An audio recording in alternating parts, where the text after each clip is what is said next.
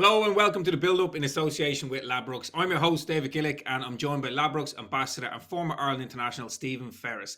Stevie, how's the form? How are you keeping? Yeah, not too bad, thanks, David. The back's finally settled down, so I think I'm going to get the golf clubs out over the next couple of weeks. Try and get back at it. Looking forward to that. The bloody weather's been so good too, hasn't it? The last couple of weeks, so I've missed out. But there's been plenty of rugby on the TV. I know we say it every single week, but the URC is really starting to take shape now. Obviously, Europe is in a couple of weeks' time. Big games for Munster and, of course, Leinster. So yeah, a bit of a shock at the weekend. I know you might, or last weekend. I know you might touch on it with the Ulster Munster game, but I tell you what, it's all starting to bubble up very, very nicely. Come the business end of the season. Yeah, well, look, we'll start with that. Looking back at last week's results, Ulster lose to Munster. What was your take on it? Um, so after the Toulouse game the week before, I was walking out of the ground, and I was hanging about for ages after. Actually, a load of friends there. It was a sellout, a brilliant atmosphere, electric, and then of course, they lost in the end and missed out by 1 point on the aggregate score, and it was, everybody was very much deflated, but there were some of the players, walked out as if like it was the end of the world, like it was like doomsday, and I think that certainly carried into their performance the following week. I wasn't on the media call during the week for the Munster game, but I was chatting to a few journalists who were on the media call. So there's a few players. I think there was maybe Roddy Grant, the forwards coach as well at Ulster. And of course, it's still all over Zoom, and it's difficult to pick up body language at times over a computer.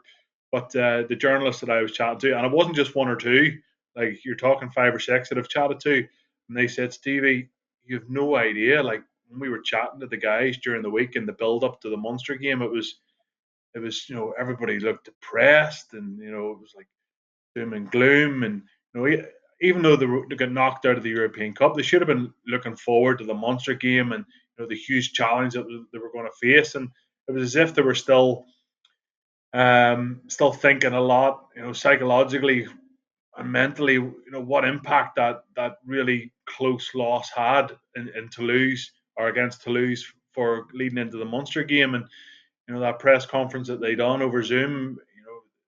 The kind of feedback that I got was that they were in a bit of a rut, a bit of a hole, lacking confidence. Demeanor wasn't great, and I think that showed very much in the first half of the game against Munster. And they come out, get held up early in a maul. I think it was Kendallin or Kendellen, some people pronounce his name. I've been told by the Cork faithful that it's definitely Kendallin, but we'll argue over that one at another stage. And then after that, he played brilliantly. Munster went down the other end of the pitch, overthrow at the line out. Jack O'Donoghue caught it, missed tackle, pick a jam, pick a jam, pick and jam. And it was Andy Warwick and Matty Ray who sort of threw themselves at a tackle on Archer, and they couldn't get him down. And as soon as they went behind, it just felt like Munster were in cruise control. It was actually Jack O'Donoghue after the game in his post-match interview said that they felt comfortable the whole way through the game. And you never want the opposition to say that. Like, Munster feeling comfortable in Belfast in a game, like that should never happen. Like it should never ever happen. The physicality wasn't there. Dale Ende played much better than Stuart McCluskey, who's usually the go forward man for Ulster. Chris Farrell 13 was brilliant compared to James Hume, who has been Ulster standout.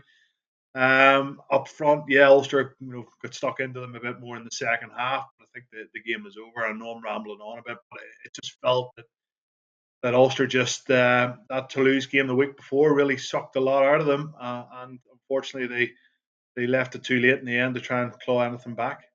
But you raise a good point because they're two games close together of like huge importance, and coming off Yeah. that European game, big loss. Like you've been in those situations where back to back big games. Like how does a player manage that? You've got a couple of days to recover, then the whole kind of process shifts to the next game. It's only a couple of days away. How do you get rid of that hangover or that defeat to turn it around. And it's not only, look, there's a squad involved in this, so it's one player, it's the whole squad, But like, what have you done in those situations? Well, it's funny, Dave, because like at this stage of the season, you're more or less playing your best team every week. So like, there's not really that much squad rotation. Like Ulster did rest Wayne Vermeulen at the weekend, or did he pick up a bit of a knock in the Toulouse game? We're not 100% sure. I do expect him to start this weekend against Edinburgh, but Munster made a few changes because they've got a big game the following week, and maybe Ulster playing Toulouse away, Toulouse at home, Munster at home, very much the same core players. You can start to burn out. And I know the Toulouse games, both the Toulouse games, they weren't at a ridiculously high intensity. They were quite stop-start, but like Marty Moore went off injured against Munster very early on. Alan O'Connor didn't play particularly well. Big Ian Henderson, he went off with just after half time. They looked a little bit out on their feet. So, like, this is where I said it during the week in an interview just after the game, actually, that, this is where the coaches earn their corn. Like, the coaches have got to turn the boys around. Everybody's going to act differently to a couple of defeats in a row, but you got to pick yourself up, and the coaches have got to get the best out of them. And I know you're maybe going to touch on it, but this game against Edinburgh this weekend is 5 times more important than the game that just passed against Munster last weekend. Yeah, and we'll get to that. But very quickly, looking at last week's results, Sharks beat Leinster 28-23.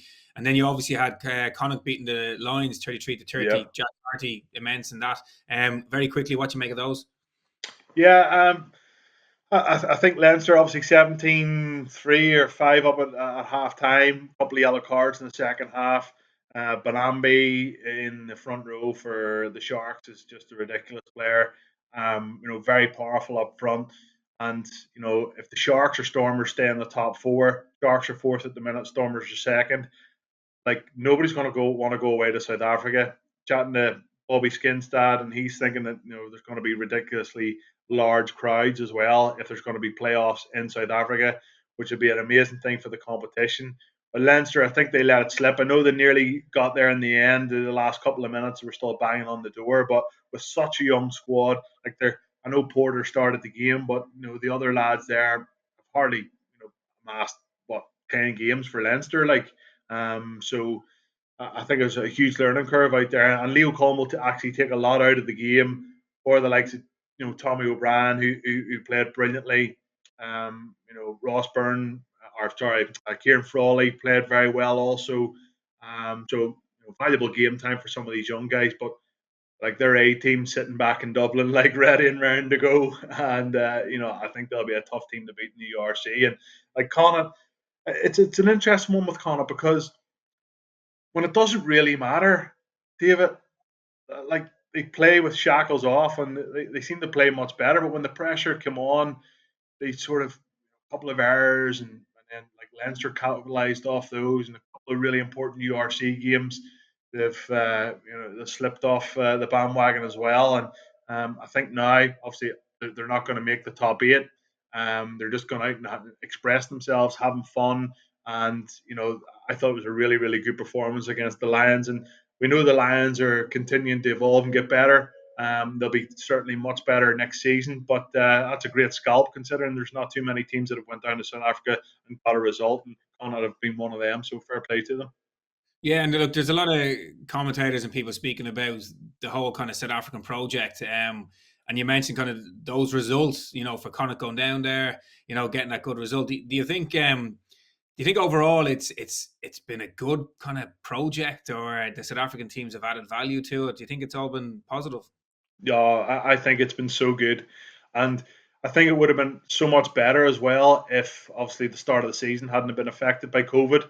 And obviously Cardiff decimated when they went out there. Their season has went from bad to worse in recent weeks.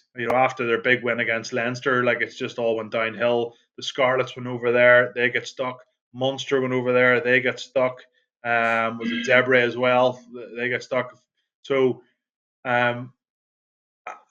they were down towards the bottom of the table of South African teams until what 8 weeks ago, 9 weeks ago. Then all of a sudden, the 4 or 5 wins on the bounce. The Stormers are up into second, playing unbelievable rugby. Manny Labok controlling things at out half. He's just sensational. They've wingers with pace to burn. They have a really good front five. Ruse as well at number 8. You see, uh, what do you call the South African head coach? It's left me. What's his name? Anyway, he was come out on Twitter and said, how good he played because he didn't get selected for the national side. Like, there's so many players to pick from, and I think the whole project. Rassie Erasmus, how could I forget Rassie Erasmus, who's always vocal on Twitter. So yeah, I think this league is only going to go from strength to strength. This is year one of 4 years. I know the broadcasting rights anywhere for the next 4 years, and certainly all the games are being covered by Premier Sports every single minute that you can watch, and it's just brilliant.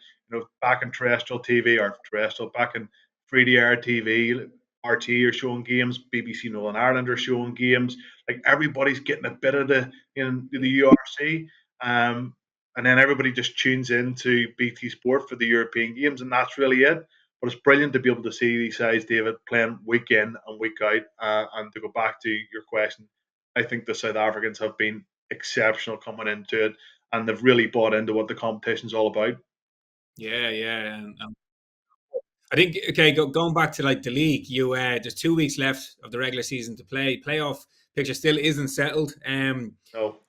What, like, do you see or do you feel as though there'll be any shocks in the final 2 weeks, or can you see a clear picture?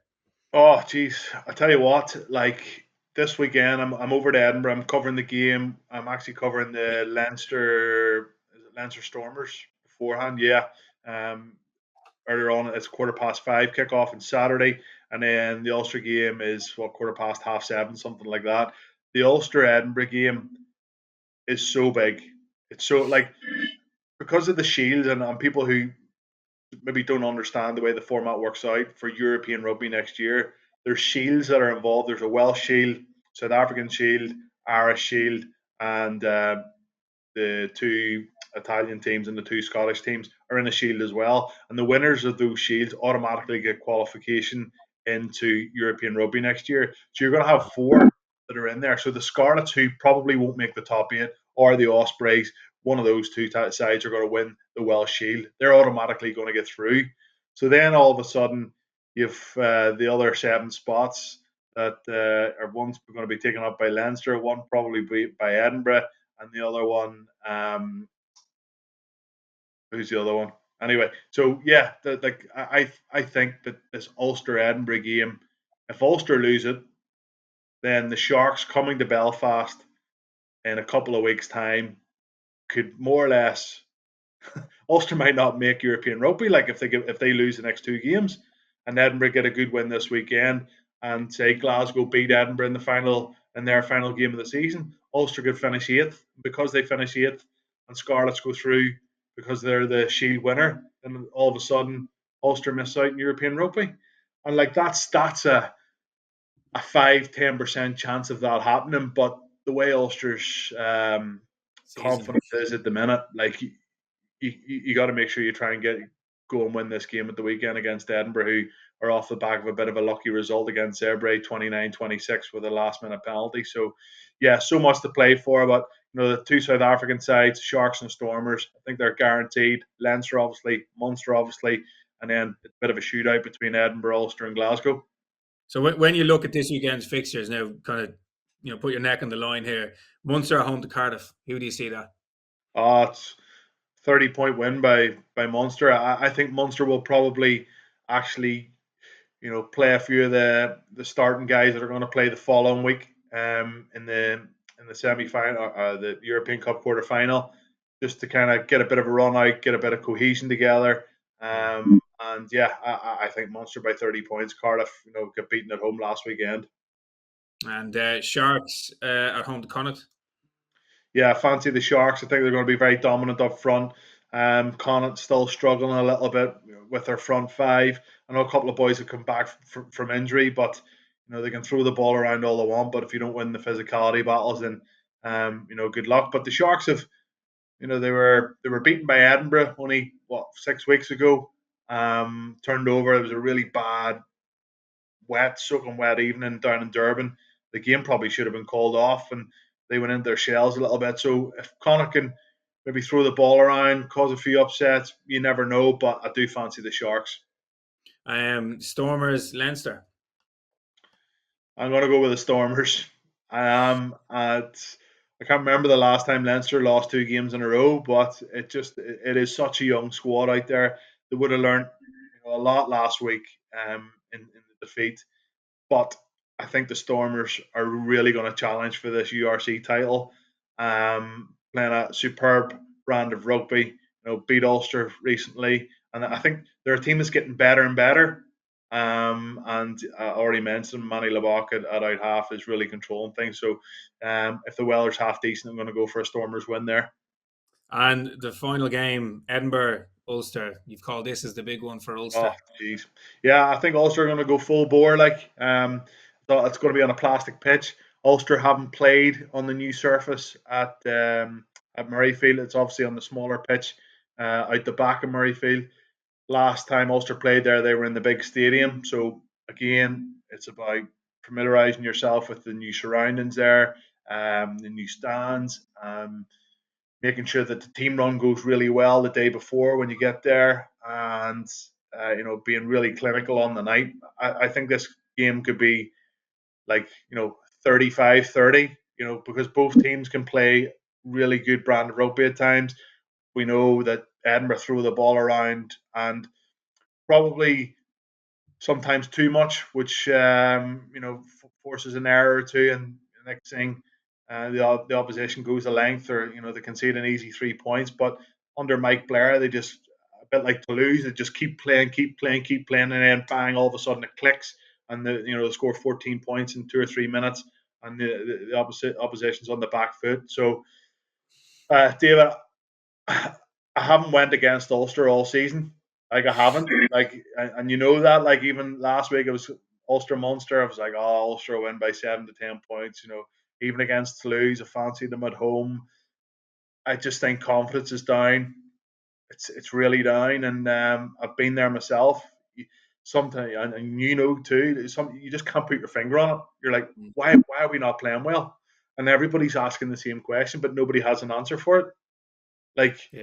And it's frustrating when everyone's searching. Everyone's like, there's the pressure to get tense, they get anxious.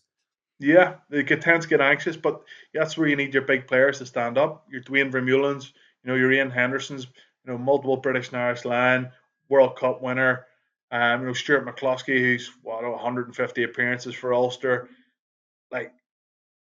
They really need to show up, and they need big moments. They need game-changing moments from their big players, and we've seen that against Clermont away from home. We've seen that, with Toulouse away from home, Northampton earlier on in the season, Leinster home and away this season.